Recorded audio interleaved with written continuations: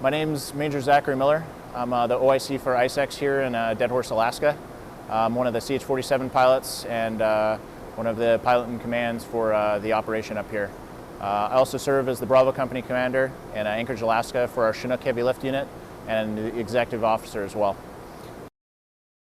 So this exercise started in Anchorage. It's a long-range search and rescue exercise first for us in conjunction with the 212th Rescue Squadron. Simultaneously, we're supporting the Arctic Submarine Laboratory out of San Diego, Point Loma, California, and basically making a push package for them to build an ice runway out in the Arctic.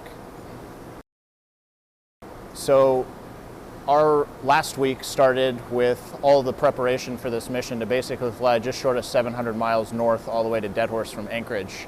And since we've got here, we've experienced conditions below -40.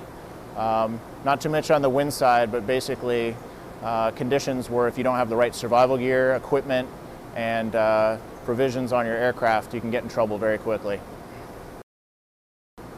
The exercise up here is very multifaceted. It's just one of the exercises that's under the Arctic Edge umbrella.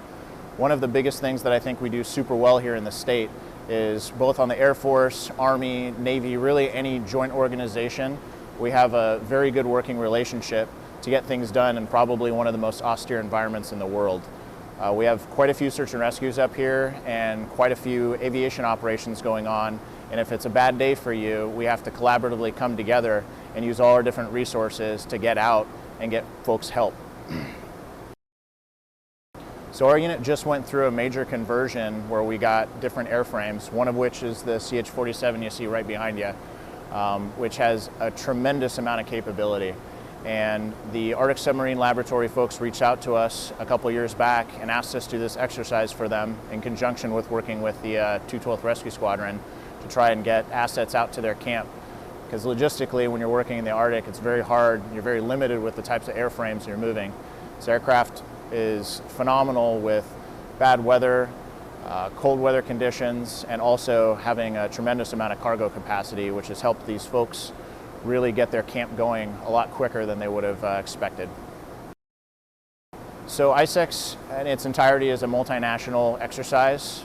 So far we've worked with the Navy, the Air Force, and the Marines on the US side. We've also worked with Canadian pilots and quite a few other folks who come up here in really the auspice of trying to test some of their equipment and their personnel in cold weather conditions.